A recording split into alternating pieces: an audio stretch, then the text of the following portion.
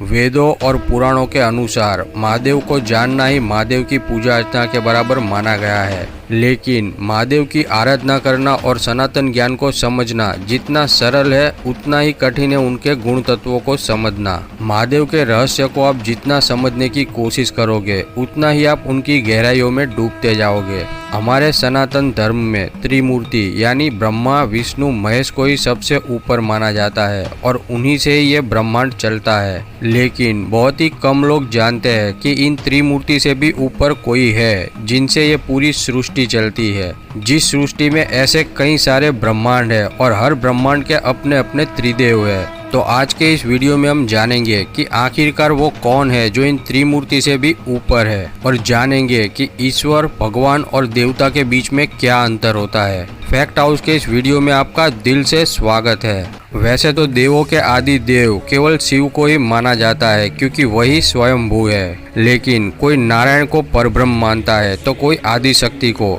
लेकिन ज्यादातर शिव को ही निर्गुण परब्रह्म माना जाता है। यहाँ हमें आपसी मतभेद को छोड़कर सनातन शास्त्रों की जटिलता को समझना जरूरी है और इसके लिए हमें ईश्वर भगवान और देवता में क्या अंतर है ये जानना बहुत ही जरूरी है। क्योंकि हम ईश्वर भगवान और देवता को एक ही समान मानते हैं जो कि गलत है। ईश्वर वो है जो निराकार है, जिनका कोई रूप नहीं, जो दिखते नहीं, उन्हें केवल महसूस ही किया जा सकता है। हमारे ऋषि मुनियों ने अपने अनुभव से जाना है कि ईश्वर ब्रह्म है। ब्रह्म यानी ब्रह्मा जी नहीं बल्कि वो सर्वोच्च शक्ति जो उत्पत्ति पालन और विनाश करती है। वो ना ही स्त्री है ना ही पुरुष, वो सिर्फ ब्रह्म है। वो ना ही भगवान है ना ही देवी या देवता है, ना ही ब्रह्मा विष्णु महेश है। वो सिर्फ और सिर्फ परब्रह्म है। ईश्वर सर्वत्र होकर भी अकेला है। सृष्टि से पहले भी वही थे और सृष्टि के बाद भी वही एकमात्र होंगे। ईश्वर सभी की आत्मा में है और सभी की आत्मा ही ईश्वर है। इसीलिए उन्हें परमेश्वर और परमात्मा भी कहा जाता है। ईश्वर जिसमें ईश का मतलब होता है इच्छा और वर का मतलब होता है वरदान, यानी इच्छा को वरदान के रूप में देने वाला, जिन्हें केवल ध्यान से ही महसूस किया जा सकता है और ध्यान के दौरान की गई सारी इच्छाओं को वो वरदान के रूप में अवश्य देते हैं। भगवान यानी भूमि गगन वायु आकाश और नीर, जिनकी इन पंच तत्वों पर पकड़ है और पांचों इंद्रियों पर विजय हासिल कर ली है, जो जन्म मरण के चक्र से मुक्त है और वो कहीं भी जन्म लेकर कुछ भी करने की क्षमता रखता है, वही भगवान है। भगवान को ईश्वर नहीं कहा जा सकता लेकिन वे ईश्वर तुल्य है। इसीलिए भगवान शब्द को ईश्वर परमात्मा परमेश्वर के रूप में भी उपयोग किया जाता है। ईश्वर एक ही है, उनका कोई अवतार नहीं और जो अवतार लेते हैं वही भगवान है। यानी भगवान विष्णु और भगवान शिव और उनके अवतारों को भगवान कहा जाता है और इनके स्त्रीलिंग रूप को भगवती कहा जाता है। मतलब कि ब्रह्मा विष्णु महेश राम कृष्ण और बुद्ध ये सभी ईश्वर नहीं लेकिन भगवान है। देवता जिसका अर्थ है दिव्य होना यानी दिव्य शक्तियों से परिपूर्ण होना, ये ईश्वर और भगवान के प्रतिनिधि होते हैं। संसार में संतुलन बनाए रखना इनका काम है। इंद्रदेव अग्निदेव सूर्यदेव वायुदेव ये सभी देवता है। यानी जो कश्यप ऋषि के पुत्र है वो सभी देवता है। यानी ईश्वर निराकार है, उनको सिर्फ अनुभव किया जा सकता है, उनकी कोई लीला नहीं होती। भगवान साकार है जो सब कुछ कर सकने में सक्षम है, जो लीला करते हैं और उनके दर्शन भी संभव है। और जो दिव्य शक्ति से परिपूर्ण है वो देवता है जो कि मनुष्य को शक्ति प्रदान करते हैं और उनके जीवन पर प्रभाव डालते हैं। तो ये हमने जाना ईश्वर भगवान और देवताओं के बीच का अंतर। वेद में परब्रह्म के 3 तत्वों का वर्णन मिलता है। एक है अरूप, दूसरा है रूपारूप और तीसरा है स्वरूप। जिनमें से अरूप स्थायी तत्व है वहीं रूपारूप और स्वरूप अस्थायी तत्व है। अरूप अर्थात निराकार और वही परब्रह्म है जो कि निराकार है, निर्गुण है, अनंत है एवं आदि है, जिनका कोई रूप नहीं, वही परम तत्व है और उन्हें ही सदाशिव कहा गया है और वही परम सत्य है। इनके दर्शन नहीं किए जा सकते क्योंकि इनका कोई रूप नहीं, केवल कठोर साधना से ही इनका अनुभव किया जा सकता है। साधु इनके अनुभव के हेतु ही युगों तक साधना करते हैं और इन्हें प्राप्त करना ही मानव जीवन का परम उद्देश्य है। दूसरा तत्व है रूपारूप। यानी आदि शक्ति, जो कि निराकार को आकार देती है और वो शक्ति रूप में अनेक दिशाओं में व्याप है। इनके दर्शन एवं अनुभव किया जा सकता है, लेकिन इनका कोई स्थायी रूप नहीं है। यही ब्रह्मांड के हर अणु को शक्ति प्रदान करती है। शक्ति के बिना ब्रह्मांड के किसी भी कार्य को करना असंभव है। ब्रह्मांड की रचना करना भी ब्रह्मा जी के लिए असंभव हो रहा था। तब उन्होंने आदि शक्ति की सहायता से ही सृष्टि की रचना की थी। तीसरा तत्व है स्वरूप, यानी सत्यनारायण, और वही त्रिमूर्ति यानी त्रिगुणा देव है, अर्थात वही ब्रह्मा, विष्णु और महेश है। वही देवों में इंद्र, आदित्यों में सूर्य एवं मनुष्य में मनु है। वही अंतरात्मा के रूप में हर जीव में मौजूद है और ये संपूर्ण ब्रह्मांड उनका ही रूप है और इनका स्थायी रूप में दर्शन और अनुभव किया जा सकता है। सत्यनारायण अरूप यानी निराकार और रूपारूप यानी शक्ति के सम्मिलित रूप है। निराकार और शक्ति ही परमात्मा के दो पहलू है। ये दोनों एक ही परमात्मा के भिन्न तत्व है, जिनमें सदाशिव निराकार है और माँ शक्ति उनकी अर्धांगिनी है। निराकार शांत एवं स्थिर है तो वहीं शक्ति चंचल और अस्थिर है, और इसी विशाल और अनंत निराकार में शक्ति बंधी हुई है। जैसे कि हमने आगे बताया कि सनातन ज्ञान को समझना जितना सरल है उतना ही कठिन है इनके गुण तत्वों को समझना। प्रत्येक कल्प में निराकार सदाशिव ने ही आकार धारण किया है और वही निराकार सदाशिव प्रत्येक कल्प में अरूप तत्व से रूपारूप में परिवर्तित होते हैं और वही स्वरूप में भी परिवर्तित होते हैं। यानी सदाशिव ही स्वयंभू, आदि, अनंत, परब्रह्म है और वही परम सत्य है। रुद्राष्टकम के द्वितीय श्लोक में निराकार रूपी परमेश्वर सदाशिव का वर्णन किया गया है। निराकार मोड़कर मूलम तुर्यम,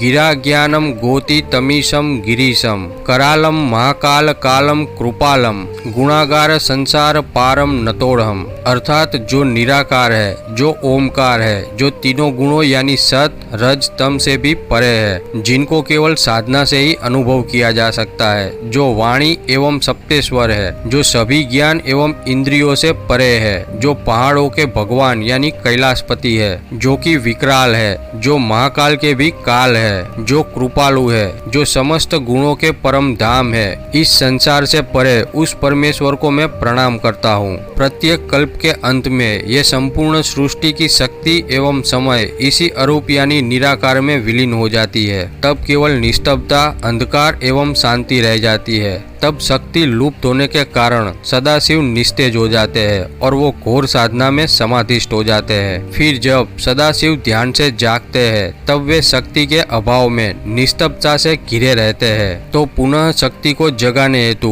वह हुंकार लगाते हैं और उनकी यही हुंकार ओमकार है। इसी ओमकार में शिव की शक्ति विराज करती है। फिर इसी शक्ति और निराकार सदाशिव के मिलाप से पुनः एक नए कल्प का आरंभ होता है और इन्हीं के मिलाप से एक दिव्य लिंग का निर्माण होता है और उसे ही हम शिवलिंग से जानते हैं। और यही शिवलिंग इस सृष्टि का प्रतीक चिन्ह है, जिसमें जो उभरा हुआ भाग है वही सदाशिव है और शेष भाग आदि शक्ति है और इसे ही हिरण्यगर्भ भी कहा जाता है, जहाँ से प्रत्येक कल्प में सत्यनारायण स्वरूप में शिव शक्ति का ही आविर्भाव हुआ है, जो कि सदाशिव के अरूप और आदि शक्ति के रूपारूप का मिला हुआ स्वरूप है। और इस संपूर्ण सृष्टि में एक ही सत्यनारायण है, जिसे हम भगवान विष्णु के विश्व स्वरूप से जानते हैं और वही ब्रह्मा, विष्णु और महेश है। इस सृष्टि में अनेक ब्रह्मांड है, जिसमें हर ब्रह्मांड में ब्रह्मा, विष्णु और महेश होते हैं, जो कि अंतरात्मा के रूप में हर जीव में मौजूद है और ये सारे ब्रह्मांड सत्यनारायण का ही रूप है। तो ये हमने जाना कि कैसे अरूप यानी निराकार सदाशिव सबसे पहले अपनी हुंकार यानी ओमकार से रूपारूप यानी शक्ति को जागृत करते हैं और फिर अरूप और रूपारूप के मिलाप से हिरण्यगर्भ यानी शिवलिंग उत्पन्न होता है, जिसमें से स्वरूप यानी सत्यनारायण अवतरित होते हैं, जो कि अरूप और रूपारूप का मिला हुआ स्वरूप है। प्रत्येक कल्प के आरंभ में सत्यनारायण से ही सृष्टि की रचना का आरंभ होता है, जिसमें सबसे पहले इनकी नाभि से जन्म लेते हैं महाब्रह्मा। तब महाब्रह्मा अपने अस्तित्व को जानने के लिए आतुर रहते हैं, लेकिन सत्यनारायण योग निद्रा में होने के कारण ब्रह्मा अपना परिचय प्राप्त करने के लिए परम सत्य की साधना में लीन हो जाते हैं और इसी साधना से प्रसन्न होकर निराकार सदाशिव यानी अरूप परम तत्व स्वरूप आकार धारण करते हैं, जिन्हें सनातन शास्त्रों में स्वयंभू के नाम से जाना जाता है। वही आदि देव है, वही परम सत्य है और वही परम तत्व है और ब्रह्मा जी की तपस्या से प्रसन्न होकर वह ज्योतिर्लिंग से प्रकट होते हैं, जिन्हें देखकर ब्रह्मा उनकी स्तुति और पाठ करते हैं और प्रत्येक कल्प के आरंभ में महाब्रह्मा परम तत्व को प्राप्त करते हैं और इसीलिए परम तत्व को अनुभव करने के ज्ञान को ब्रह्म ज्ञान कहा जाता है। ब्रह्मा जी की तपस्या से ही निराकार परम तत्व प्रत्येक कल्प में स्वरूप धारण करते हैं और ब्रह्मा जी उन्हें नाम देते हैं और इस कल्प में निराकार परमेश्वर ने महेश्वर का स्वरूप धारण किया है और महाब्रह्मा ने उन्हें ही महादेव का नाम दिया है।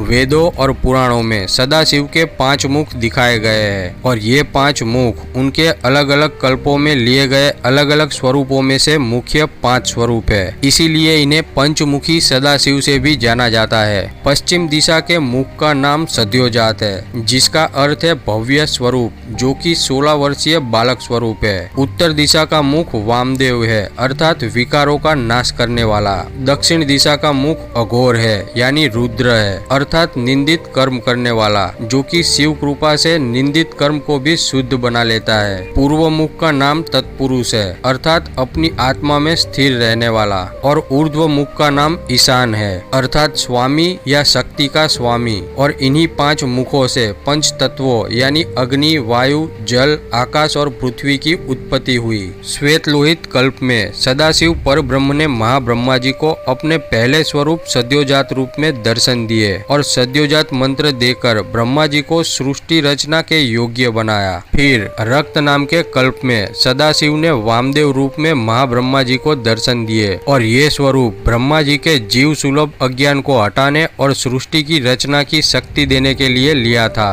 फिर 21वें कल्प में सदाशिव पर ब्रह्म ने महाब्रह्मा जी को तत्पुरुष रूप में दर्शन दिए और उन्हें रुद्र गायत्री मंत्र दिया। फिर जब शिव कल्प में ब्रह्मा जी फिर से अपने अस्तित्व को जानने के लिए उत्सुक हुए, तब सदाशिव ने उन्हें अघोर रूप में दर्शन दिए, जो कि काफी भयंकर रूप है। तब ब्रह्मा जी को उन्होंने अघोर मंत्र दिया। फिर विश्वरूप नाम के कल्प में सदाशिव पर ब्रह्म ने महाब्रह्मा जी को ईशान रूप में दर्शन दिए और उनके साथ ही सिंहनाद करती हुई सरस्वती भी प्रकट हुई। तब ईशान भगवान ने सरस्वती सहित ब्रह्मा जी को सन्मार्ग का उपदेश देकर कृतार्थ किया। ऐसे ही ब्रह्मा जी हर एक कल्प में अपने अस्तित्व को जानने के लिए उत्सुक होकर निराकार सदाशिव के ध्यान में लीन हो जाते हैं और हर बार निराकार सदाशिव ने उन्हें अलग अलग रूप में दर्शन दिए और अपने शरीर से शक्ति को जागृत किया, ताकि ब्रह्मा जी को सृष्टि की रचना में सहायता मिल सके। तो ये थी शिव के पंचमुखी अवतार की कथा, जिससे मनुष्यों के अंदर शिव भक्ति जागृत होती है और उसकी समस्त मनोकामनाएं पूर्ण होती है। तो आशा करता हूँ कि आपको ये जानकारी जरूर अच्छी लगी होगी। अगर आपको ये वीडियो अच्छा लगा तो इसको ज्यादा से ज्यादा शेयर करें और चैनल को सब्सक्राइब करके बेल आइकॉन जरूर दबाएं। तो मिलते हैं अगली वीडियो में, तब तक के लिए गुड बाय, टेक केयर।